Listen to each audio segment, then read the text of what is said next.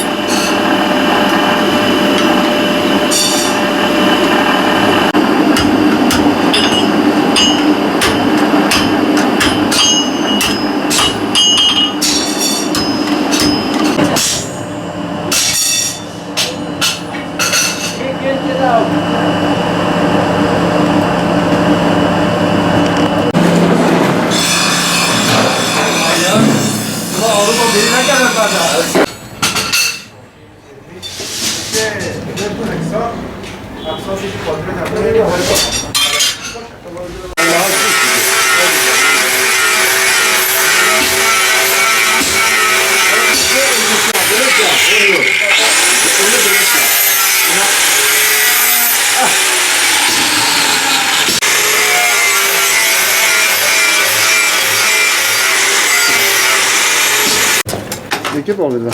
Evet, oluyor.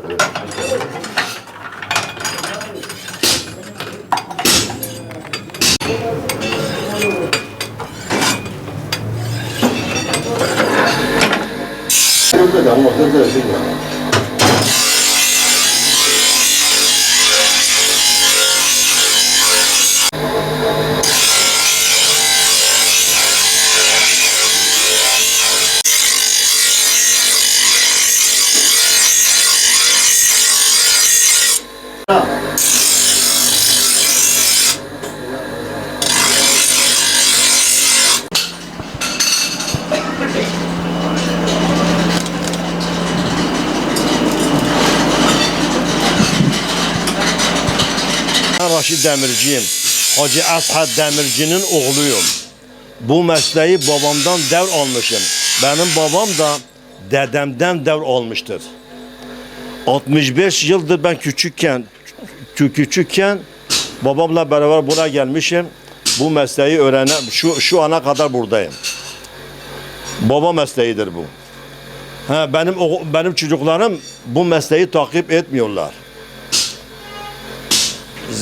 Bu mesleği kimse takip etmez. Benden de başka bir demirci yoktur Cizre'de. Ben hatırlıyorum 9 tane demirci vardı burada. Aynı bu meslekten çalışan 9 dükkan vardı burada.